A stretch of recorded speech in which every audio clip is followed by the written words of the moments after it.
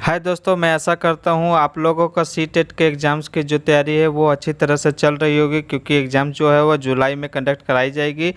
तो इसके जो हम लोग भी तैयारी जो है वो लगातार कर रहे हैं। मैं भी लगातार जो है वो आप लोगों के लिए इंपॉर्टेंट क्वेश्चन के सीरीज का वीडियो लाते जा रहा हूँ। आज ये हमारी क्लास की जो है वो 4th क्लास है। इससे पहले हम लोगों ने टोटल 3 क्लास कंप्लीट कर लिया था, जो पेपर 2 का एसएसटी का क्लास चल रही है। इसी तरह हम लोग आगे सेशन करते रहेंगे, इंपॉर्टेंट क्वेश्चन के सीरीज का प्रैक्टिस करते रहेंगे और साथ ही साथ जो है इसका प्रैक्टिस करते रहिए और रिवीजन करते रहिएगा।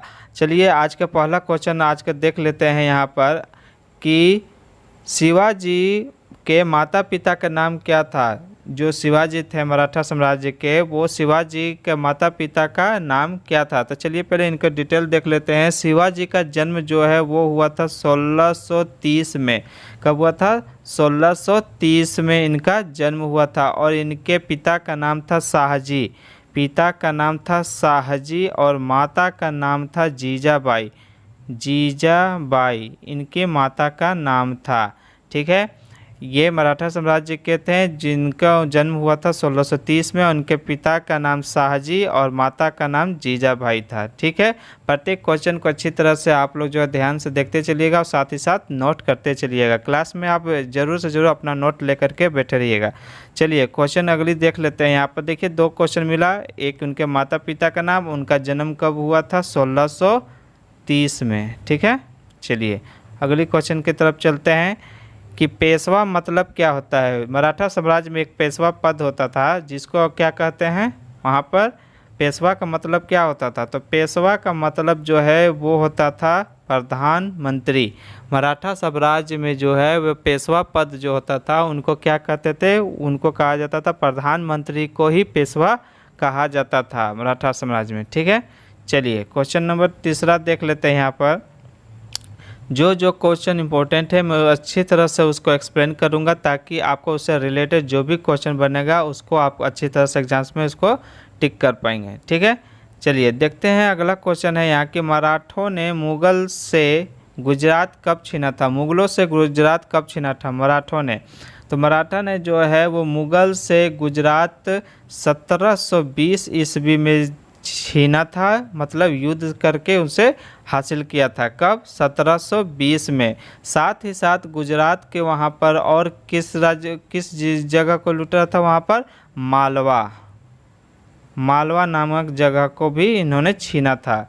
गुजरात और मालवा दोनों को कब लूटा था? 1720 में। कौन? मराठों ने। किससे? मुगल से। सबसे पहला क्वेश्चन है कि मराठों ने मुगलों से गुजरात और मालवा को कब छीना था? तो 1720 में। ठीक है, मराठों ने किससे छीना था? मुगलों से। किसको किसको छीना था? गुजरात को और मालवा को। ठीक है, 1720 में। ठीक है दोस्तों, अगर आप इसका आंसर जान रहे होंगे तो आप अपना कमेंट जो है वो कमेंट बॉक्स में ज़रूर मेंशन कीजिएगा। चलिए क्वेश्चन नंबर 4 देख लेते हैं। यहाँ पर पानीपत की तीसरी लड़ाई कब हुई थी? बैटल ऑफ पानीपत जो था उसका जो ऑर्गेनाइज कब हुआ था, मतलब उसका जो हुआ था युद्ध वो कब हुआ था? तो देखिए पानीपत की तीसरी लड़ाई जो है वो हुआ था सन 1761 में। सन 1761 में। अब यहाँ पूछता है कि किनके बीच ये बैटल हुआ था। तो ये बैटल हुआ था मराठा एंड ये हुआ था अहमद शाह अब्दाली के बीच। किसके? अहमद शाह अब्दाली के बीच में। मराठा और अहमद शाह अब्दाली के बीच में सन 1761 में जो है वो पानीपत का तीसरा युद्ध हुआ था। पानीपत कहाँ है? हरियाणा में। ठीक है, तो पानीपत की तीसरा जो लड़ाई है वो हुआ था सन 1761 में मराठा और अहमद शाह अब्दाली के बीच में। ठीक है, चलिए अगले क्वेश्चन देख लेते हैं। क्वेश्चन नंबर 5 है यहाँ पर कि भारत का नक्शा किसने बनवाया था? भारत का जो नक्शा बनवाया था, ये जो हमारा नक्शा है, ये नक्शा जो है भारत का नक्शा किसके द्वारा बनवाया गया था? किसने बनाया था ये नहीं है क्वेश्चन, पूछा है कि किसने बनवाया था। किसने बनाया नहीं, किसने बनवाया था। तो किस वायसराय ने बनवाया था? तो देखिए भारत का जो नक्शा है वो बनवाया गया था भारत का नक्शा बनवाया गया था क्लाइव के द्वारा, मतलब क्लाइव ने जो है वो बनवाया था। अब यहाँ सवाल आता है कि किसने बनाया था, तो रेनेल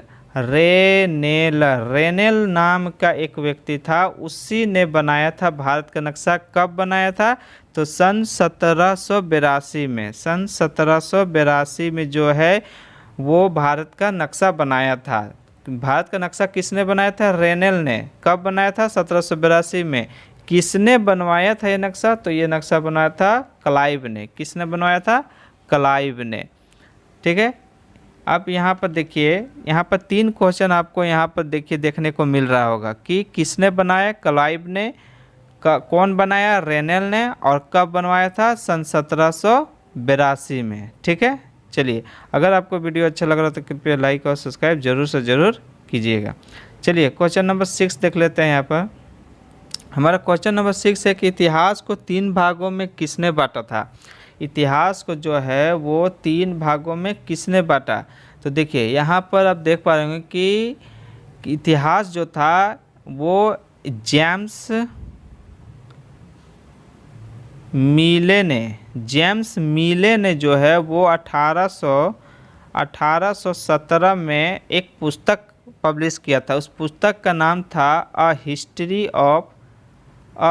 ऑफ ब्रिटिश, ठीक है, rule. A history of British rule में एक पुस्तक का नाम था अ हिस्ट्री ऑफ ब्रिटिश रूल। उसी में जो है किसने, जेम्स मिल ने जो है वो 1817 में एक पुस्तक निकाला था ब्रिटिश और यूरोप। उसी में जो है भारत को कितने भागों में बांटा था, 3 भागों में। वो 3 भाग कौन कौन थे, देखिए वो 3 भाग थे, हिंदू शासन, मुस्लिम शासन और ब्रिटिश शासन। ठीक है। तो ये जेम्स मिल ने जो है भारत के इतिहास को 3 भागों में बांटा था। कौन, हिंदू शासक, मुसलमान शासक और ब्रिटिश शासक। ठीक है। कौन से पुस्तक में वो उसने ये डिस्क्राइब किया था, a history of British, a history of British. ठीक है, इस किताब में। तो यहाँ पर देखिए बहुत इंपॉर्टेंट क्वेश्चन था कि हिंदुस्तान का ये इतिहास को 3 भागों में किसने बांटा था, जेम्स मिले ने 1817 में। और कौन कौन था वो, हिंदू, मुस्लिम और ब्रिटिश शासन, ये 3 भाग में बांटा था। कौन से पुस्तक में, अ हिस्ट्री ऑफ ब्रिटिश। ठीक है। चलिए दोस्तों, आपको वीडियो अगर अच्छा लग रहा है तो जरूर से ज़रूर अपने दोस्तों में इसको शेयर कीजिएगा।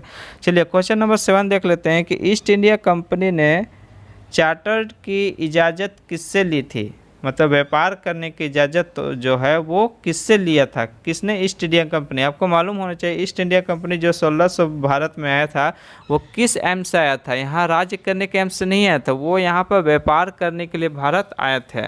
धीरे धीरे लेकिन क्या हुआ, उनका जब वर्चस्व कायम होने का, पावर बढ़ गया, तो फिर वही लोग इंडिया पर रूल करने लगे। तो लेकिन जब वो पहली बार जब इंडिया आ रहे थे तो उन्होंने, ईस्ट इंडिया कंपनी ने चार्टर की इजाज़त किससे ली थी। तो देखिए उन्होंने जो है वो चार्टर की इजाज़त जो है वो एलिजाबेथ से लिया था, एलिजाबेथ से लिया था। और किस एरिया पर व्यापार करने के लिए लिया था, तो वो था यूरोप के पूर्वी भाग जो था, यूरोप के पूर्वी भाग वाले एरिया में जो था उस पर व्यापार करने के लिए इसने क्या लिया था, चार्टर लिया था, मतलब अधिकार लिया था अपना व्यापार करने के लिए। ठीक है। तो ईस्ट इंडिया कंपनी ने जो है वो किससे लिया था व्यापार करने के लिए, एलिजाबेथ से लिया था। ठीक, और किस एरिया में लिया था, यूरोप के पूर्वी भाग में। ठीक है, यहाँ 2 से 3 क्वेश्चन है। ठीक है। चलिए क्वेश्चन नंबर 8 देख लेते हैं। क्योंकि देखिए वो लोग जो आए थे यहाँ पर, वो लोग व्यापार करने के ही उद्देश्य से यहाँ पर आए थे। चलिए क्वेश्चन नंबर 8 देख लेते हैं। हमारा क्वेश्चन नंबर 8 है कि बंगाल का प्रथम नवाब कौन था। तो जैसा कि आपको पता होगा कि ये बक्सर का युद्ध के बाद जो है यहाँ पर अधिकतर जो है अंग्रेज़ों का शासन का रास्ता जो है वो खुल गया था सन 1764 में। ठीक है। इसी का युद्ध के बाद जो है इनका रास्ता साफ हो गया था भारत पर रूल करने का। तो ये पूछ रहा है कि बंगाल का प्रथम नवाब कौन था। तो बंगाल का प्रथम नवाब था मुलिक खुर्शीद खां। कौन था, मुलिक खुर्शीद खां या मुर्शिद खां। ठीक है, यही थे बंगाल के प्रथम नवाब।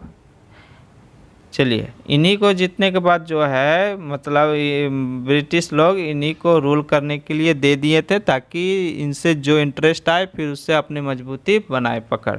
ठीक है, चलिए अगले क्वेश्चन देखते हैं। क्वेश्चन नंबर 9 है यहाँ पर कि रैयत की खेती में कितना प्रतिशत नील की खेती करना अनिवार्य था। जैसे महालवाड़ी थे, रैयतवाड़ी था, उस वही पूछ रहा है कि रैयतवाड़ी में जो था, रैयतवाड़ी में जो खेती होता था उसके अंडर में, उस एरिया में जो खेती होता था उसमें से कितना भाग में जो है नील की खेती करना कंपलसरी था। तो रैयत का खेती जो होता था, रैयत बाड़ी जो व्यवस्था थी उसके अंडर में जो खेती होता था उसमें से 25%, कितना 25% जो है नील का खेती करना अनिवार्य था। जैसे देखिए, इमेजिन कीजिए, मान लीजिए ये एक पूरा ज़मीन है जिसमें खेती करना है, तो इसका जो 25% होगा उस एरिया में जो है वो नील का खेती करना उसमें अनिवार्य होना ही होना है, उसमें नील का खेती करना ही पड़ेगा। ठीक है, यही था रैयतवाड़ी। ठीक, चलिए क्वेश्चन नंबर आगे देख लेते हैं। नील का देखिए, नील खेती क्यों नहीं किया जाता था, क्योंकि नील का खेती करने से क्या होता था, जिस एरिया में नील की खेती होती थी उस एरिया का जो ज़मीन था वो क्या होता था, अनफर्टिलाइज हो जाता था, मतलब वो क्या अनउपजाऊ हो जाता, बंजर हो जाता था, बंजर हो जाता था उस ज़मीन का। इसीलिए नील की खेती कोई नहीं करना चाहता था। ठीक है, चलिए क्वेश्चन नंबर अगला देख लेते हैं। क्वेश्चन नंबर 10 है हमारा, नील विद्रोह कब हुआ था। नील विद्रोह जो है सबसे पहले जो शुरुआत हुआ था, नील विद्रोह बंगाल के किसानों द्वारा यहाँ पर शुरुआत की गई थी। कब, 1859 में। नील का विद्रोह जो है वो बंगाल के किसानों द्वारा 1859 में। अब 1859 से जस्ट पहले सन 1857 में एक बहुत बड़ा विद्रोह हुआ था, रिवोल्ट। वो क्या था, वो था सन 1857 का विद्रोह, जो शुरुआत कहाँ से हुई थी, मेरठ से शुरुआत हुई थी। ठीक है, वो भी इम्पोर्टेंट, बहुत इम्पोर्टेंट है। 1857 का एक स्पेशली चैप्टर है, उससे क्वेश्चन आता ही आता है। ठीक, चलिए क्वेश्चन नंबर अगला देख लेते हैं। क्वेश्चन नंबर 11 है यहाँ पर कि बकरवाल क्या पालते थे। बकरवाल जो एक समुदाय था, बकरवाल वो क्या पालते थे। तो बकरवाल जो, जैसा नाम से ही पता चल रहा है कि बकरवाल जो वो बकरी पालते थे। ठीक है, अब यहाँ पर क्वेश्चन है कि बकरवाल जो बकरी पालते थे वो किस एरिया में पालते थे। तो जो बकरी पालने वाले जो बकरवाल हैं वो कश्मीर के एरिया में जो है वो वहाँ पर पालते थे। तो मतलब बकरवाल जो समुदाय थे वो कहाँ के थे, कश्मीर के। ठीक है, चलिए क्वेश्चन नंबर अगला देख लेते हैं। यहाँ पर क्वेश्चन नंबर 12 है हमारा, झूम खेती। झूम खेती का अन्य नाम क्या है। देखिए, बहुत सारे अलग में अलग अलग एरिया में अलग अलग टाइप का खेती होती है। तो ये झूम खेती क्या है, देखिए सबसे पहले देखते हैं कि झूम खेती जो है, मान लीजिए ये पूरा एक एरिया है सब। ठीक है, तो इस एरिया में अगर इस बार खेती हुआ है तो इस बार खेती करने के बाद इस एरिया को अब छोड़ दिया जाएगा, अगली बार दूसरी एरिया में वहाँ पर खेती होगा, इस एरिया को छोड़ दिया जाएगा कुछ साल के लिए। यहाँ पर जो भी जंगल झाड़ होंगे उसको काट करके वहीं पर जला दिया जाएगा और उसकी राख जो है फिर क्या बनेगा, फर्टिलाइज होगा। इससे क्या होता है, एक ही ज़मीन पर बार बार खेती करने से वो ज़मीन क्या हो जाता है, बंजर हो जाता है। तो ये ज़मीन पर बार बार यूज ना करने से यहाँ के जो फर्टिलाइज है वो क्या होता है, बनी रहती है, वहाँ पर उपजाऊ जो है भूमि की बनी रहती है। इसीलिए इसको, ठीक है, इसीलिए यहाँ पर बहुत उपजाऊ भूमि बना जाता है। और इसी को खेती को क्या कहते हैं, झूम की खेती कहते हैं। ठीक है, और इसी को झूम की खेती को जो है वो एक और नाम दिया जाता है, वो है घुमंतू खेती। मतलब घुमंतू मतलब कभी यहाँ पर खेती किया, फिर कुछ दिन बाद वहाँ किया, अगला साल वहाँ किया, इसीलिए इसको घुमंतू खेती भी कहते हैं। ये मेघालय राज्य की तरफ, छत्तीसगढ़ के राज्य की तरफ में अधिकतर ये खेती होती है। ठीक है, तो झूम खेती का नाम क्या है, अन्य नाम घुमंतू खेती। ठीक है, मैंने बता भी दिया कि झूम खेती क्या होता है। ठीक, चलिए अगला क्वेश्चन देख लेते हैं। यहाँ पर क्वेश्चन नंबर 13 है कि संथाल विद्रोह कब हुआ था। संथाल विद्रोह जो है, विद्रोह से आपको क्वेश्चन देखने को मिलेगा जनजाति से। तो देखिए, संथाल विद्रोह जो है वो 1855 में जो है उसकी शुरुआत हुई थी। किसने शुरुआत की थी, सिद्धू और कानू। सिद्धू और कान्हू नामक दो व्यक्तियों ने जो है इसकी शुरुआत की थी संथाल विद्रोह। ये मेनली किस एरिया में था? पहले ये था बिहार राज्य में, लेकिन अब वो एरिया कहाँ आ गया है? झारखंड में। आफ्टर क्या? पार्टीशन के बाद, मतलब बिहार और झारखंड जब पार्टीशन हुआ, बिहार से जब झारखंड बना, कब? 2000 में। उसी समय जो है और ये कहाँ चला गया? संथाल विद्रोह अब हो जाता है झारखंड में। ठीक है, तो पहले अधिकतर कहाँ हुआ था? बिहार राज्य में ही संथाल विद्रोह होता। 1855 में किसने शुरुआत की थी? सिद्धू और कान्हू ने। ठीक है, जितने भी मैं एक्सप्लेन कर रहा हूँ उस क्वेश्चन को भी आप लोग नोट करते चलिएगा। दोस्तों एक वीडियो बनाने में बहुत टाइम लगता है, साथ ही साथ उसको आपके पास पहुँचाने में भी बहुत जो है वो डिफ़िकल्टीज होती है। तो आप क्या कीजिए, एक लाइक और सब्सक्राइब ज़रूर से ज़रूर कीजिए इस चैनल को प्रमोट करने के लिए। चलिए क्वेश्चन देख लेते हैं। अगला क्वेश्चन नंबर 14 है कि बिरसा मुंडा का जन्म कब हुआ था? बिरसा मुंडा का जन्म, देखिए संथाल परगना या जनजाति में जो है बिरसा मुंडा को क्या कहते हैं? बिरसा मुंडा को भगवान भी कहा जाता है, जनजाति में भगवान भी कहते हैं। बिरसा मुंडा को भगवान माना जाता था। ठीक है, तो उसी का पूछ रहा है कि बिरसा मुंडा का जन्म कब हुआ था? तो बिरसा मुंडा का जन्म जो हुआ था 1870 में। 1870 में जन्म हुआ था और इनकी मृत्यु हुई थी 1900 में। ठीक है, किस कारण से हुई थी? हैजा के कारण से।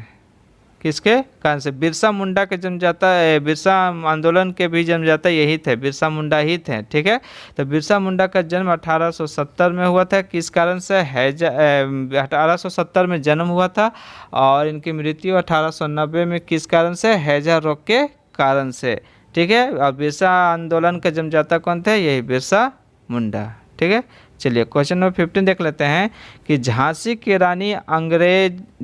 रानी जो थी वो अंग्रेज से नाखुश क्यों थी? देखिए जो 1857 का विद्रोह हुआ था, झांसी से कौन लड़ा था? यही झांसी की लक्ष्मीबाई जो थी, जो रानी लक्ष्मीबाई जो थी वो झांसी से अपना लड़ाई किए थे इसी। ठीक है, और इसके अगेंस्ट में कौन था? ह्यूरोज। मतलब झांसी में जो युद्ध हो रहा था 1857 का, तो एक तरफ थी झांसी की रानी लक्ष्मीबाई और दूसरे तरफ कौन था युद्ध में? ह्यूरोज नामक अंग्रेज था। तो इसमें क्या हुआ था? तो ये जो लड़ाई हुआ था झांसी की रानी क्यों लड़ाई किए थे? तो इनका जो उत्तराधिकारी था, तो पहले क्या था? हड़प नीति में एक नीति बनाई गई थी डलहौजी के द्वारा। डलहौजी ने एक नीति लाई थी हड़प नीति। हड़प नीति में क्या था कि अगर कोई राजा का बेटा ना हो तो उसका अपना कोई अगर बेटा ना हो तो दूसरा कोई उसको राजा नहीं बन सकता और उस राज्य को क्या होगा? अंग्रेज शासन में मिला दिया जाएगा। यही था हड़प नीति। तो क्या हुआ? झांसी की रानी के जो उनका दत्तक पुत्र था, उनका अपना कोई पुत्र नहीं था, उनका दूसरा जो भाई का या बहन का जो है वो पुत्र था, उन्हीं को बनाना चाहते थे। लेकिन ये क्या किया? बोला कि ये अपना बेटा या बेटी नहीं है, इस वजह से उसके राज्य को क्या किया? हड़प लिया गया। इसीलिए झांसी की रानी जो थे लक्ष्मीबाई, वो 1857 का युद्ध जो है अपने बेटे को, जो दत्तक पुत्र थे, उन्हीं को लेकर के साथ में लड़ाई की थी, जिसकी तारीफ डलहौजी ने भी, ह्यूरोज ने भी किया था। ठीक है, तो इसी कारण से क्या हुआ कि झांसी की रानी वो अंग्रेजों से नाखुश थे, क्योंकि उनको दत्तक पुत्र को उत्तराधिकारी नहीं बनाया गया था। ठीक है, चलिए और देखिए इस युद्ध में क्या हुआ था? 1857 का जो युद्ध हुआ था उसमें झांसी की रानी बाई कहाँ से लड़ी थी? झांसी से लड़ी थी। ठीक है, और उसमें जो है इनकी मृत्यु हो गई थी और इनसे अगेंस्ट में कौन था? ह्यूरोज था, ह्यूरोज। ठीक है, चलिए ये दोस्तों ये आज की सेशन की आखिरी क्वेश्चन थी। दोस्तों आपको वीडियो कैसा लगा ज़रूर आपको इस वीडियो में कमेंट में जाकर के आप मेंशन कीजिएगा। और इस चैनल को, ये चैनल आप ही का है तो इसको अधिक से अधिक शेयर कीजिए, लाइक कीजिए और सब्सक्राइब कीजिए। चलिए मिलते हैं इस वीडियो के अगले चैप्टर में। आज ये टोटल 4 क्लास हो चुका, अगली क्लास में और भी इम्पोर्टेंट क्वेश्चन के साथ आपसे मिलते हैं। थैंक यू, धन्यवाद।